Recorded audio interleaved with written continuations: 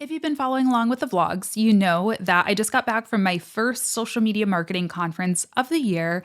And it was really cool not only to present, I talked about video strategy, of course, what else, but also to hear from the other attendees, the other speakers, everyone at the conference about what they're seeing with their clients and in their businesses. And so I thought I would bring it back to you all and share the top 3 trends that I heard marketers talking about at Social Media Marketing World this year. The first one should come as a surprise to no one. It's AI. AI was everywhere at this conference. We were even talking about it in my session, which we all know I'm not necessarily the biggest fan or the biggest, hype person about AI, but listen, it's here. And I don't know who to credit for this quote, but I heard multiple people at the conference say this over and over to me that marketers aren't going to be replaced by AI, but marketers are going to be replaced by other marketers who are using AI. And I really don't like that type of scarcity mindset, that like fear mongering.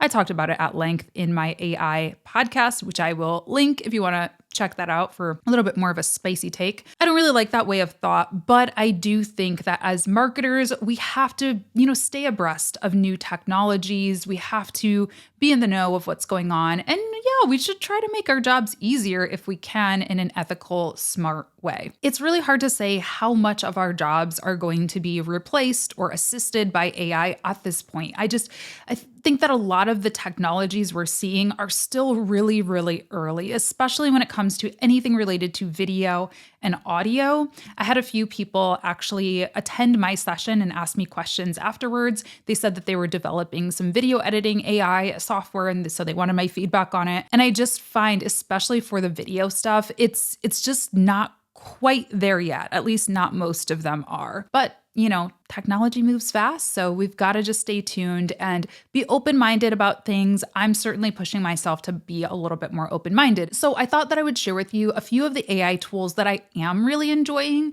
and that I've added to my kind of marketing workflow already. So one of the video AI tools that I actually think is doing a pretty good job, this is new to me. I haven't used it for months and months and months, but it is a tool called Munch. One of my clients, actually, they mentioned that they used it, and I was like, let me just check this out and see what it's all about. So you upload your long form video. Actually, you don't even have to upload it. I think you just add your YouTube link to your long form video. And then it takes a little bit of time and it pulls the suggested clips for you. So I already have a process where I go through and use Descript and, analyze the text and think about what I want to say on TikTok and on Instagram. But Munch actually does that part for you. And it, I guess, listens to your words, reads your transcript and compares that with what's trending on these different platforms and pulls out clips that it thinks are going to be the best ones for you to use. It's actually pretty interesting. Like I said, I am just in the testing phase of it, but I do think it's pretty freaking cool. I'm going to be honest. And I tested my last podcast, I believe. It was funny because one of the clips that it recommended I pull is actually the clip that I did pull for my Instagram. And that Instagram reel did do pretty well for me. So I don't think that's necessarily taking anyone's job. It's just simplifying what I already do. Normally I have to scan through the clip, find the best one to pull, but it's kind of skipping that step for me. And I think that can be great. I think embrace that type of AI for sure. My favorite AI tool that I've been using forever is Grammarly. I think that writing, no matter what you do, if you're tuning in to this show, you're probably a marketer or an entrepreneur. Being a good writer is so, so important, especially for my social media managers out there. If you make one spelling error or one grammar mistake on Twitter or LinkedIn, you will never live that down. You will. Calm down. Don't be scared. You'll be okay. We've all done it. But obviously, we don't want to make those mistakes for our clients or for our own businesses. We want to put our best foot forward. So Grammarly is everything to me. I'm sure you all have heard of it, but you just go in there, you type in your text, and it'll give you some suggestions for grammar, spelling. There's a browser extension.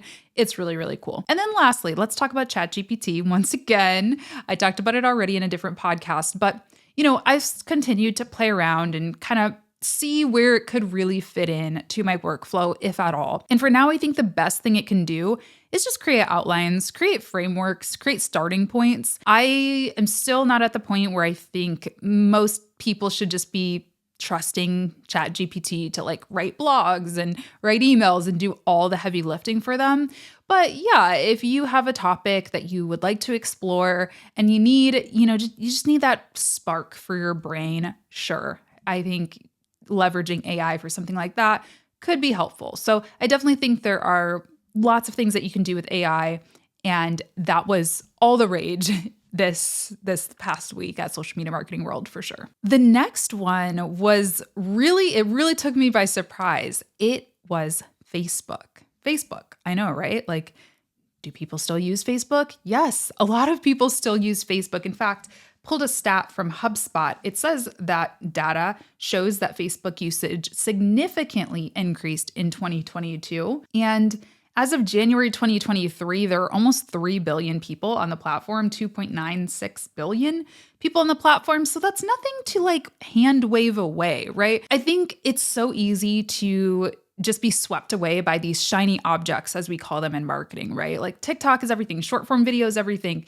These new platforms are everything, but that's a lot of people. And chances are somebody in your target demographic, your target audience is on Facebook. I actually have found myself using Facebook more lately.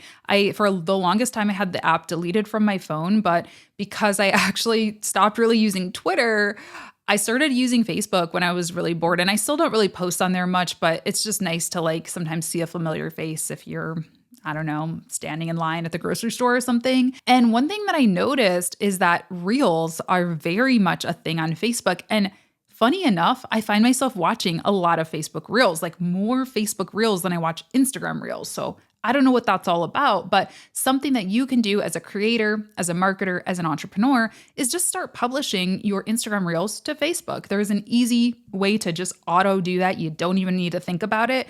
And again, you're just getting that extended reach without doing any additional work. So it's kind of just like, why not, right? Another tactic I heard about a couple times throughout the conference, one person in particular I remember talking about it was Marley Jax. She's another YouTuber here.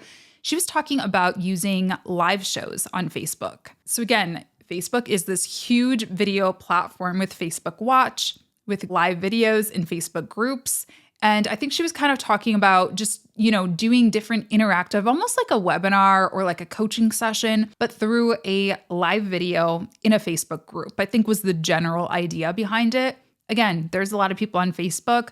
Why not? It's an easy way to have an interactive kind of conversation piece. And that's a great way to really elevate a lead magnet if you're using a Facebook group as a free entry point to your sales funnel. That's a great way to get people involved and to get people to kind of learn about your value and start to trust you and like you without really having to press any additional buttons and do a webinar jam and Zoom and all that stuff. So something to definitely think about. The last thing, a couple of people also mentioned this, is the personal profile on Facebook, which I feel a little conflicted about. I'm going to be honest, because, I've personally had Facebook since I was in late high school. And I have always used it just as a very personal platform. I don't add people that I don't know in my real life, like I've actually talked to on a personal level. And so I feel a little weird about opening that up and using it as a marketing tool. It feels a little like, MLM-ish, if you know what I mean. But many people were talking about it. It's just something to think about. They were saying that you're getting extended reach, more reach on a personal profile than a business page or anything like that, which I certainly agree with. I know that is true. I am probably drawing that boundary for myself. Don't worry, friends and family. I will not try to sell you my marketing services on Facebook.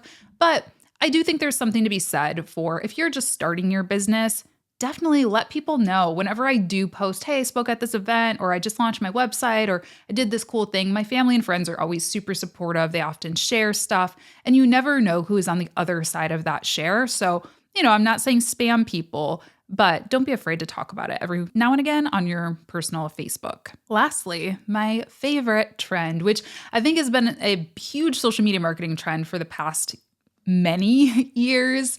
It's video, of course. It's changed over the years. I mean, where do we even start with video? I think my thing, and I spoke about this is my topic. I talked about repurposing video content and really doing more with less time. I'll have that session available for you all in a couple of months. I got to wait a little while before I can actually post it, but I will definitely have it for you if you want to see the whole thing. But I'll give you the like 5-minute version of it. In my opinion, I think the best investment you can make in your personal brand right now is by creating a long form video series because you're going to get the best bang for your buck. Obviously, I am not diminishing the value of short form. We all know that that is super powerful. Do it if you have time. Here's the thing though, by starting a long form content series, you can always repurpose down.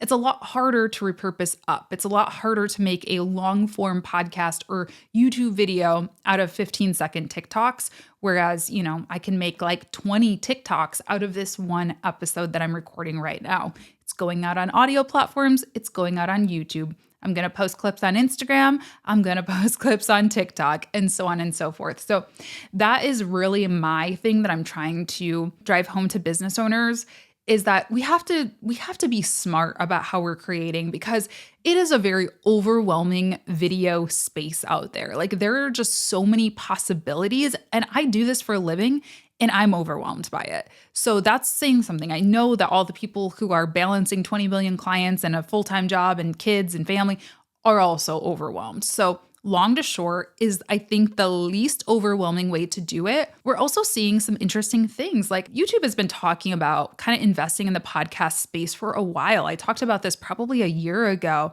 I first sort of caught wind of this, but I noticed the other day when I was uploading my podcast that I gave me a specific designation for my playlist, the Freelance Friday podcast playlist, and it said podcast on it. And also when I go to my player, my watch page and watch one of my podcasts, there's a little tab that I can click on that says podcast and it brings me to youtube.com/podcast. So these are just little indicators that YouTube is wanting us to create podcasts. They are giving us, I don't want to say it's special treatment because I haven't necessarily seen an increase in views or anything like that, but they know we're here. And I think that's a good thing. Who knows what that's going to mean down the road, but we are definitely seeing, some attention paid to it.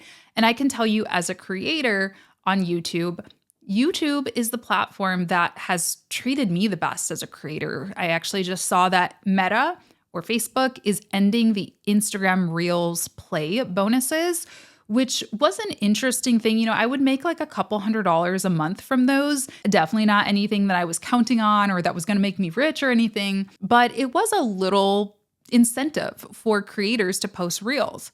They ended that. They also said, hey, maybe we did a little too much with video. We want you to keep posting photos too. So my thing is, don't put your whole strategy into short form. If you can help it, I think investing in a long form series and then cutting things down is a great way to do a lot more with less. But what do you think? Let me know what you think some of the biggest trends are that you are seeing with your clients or in your business.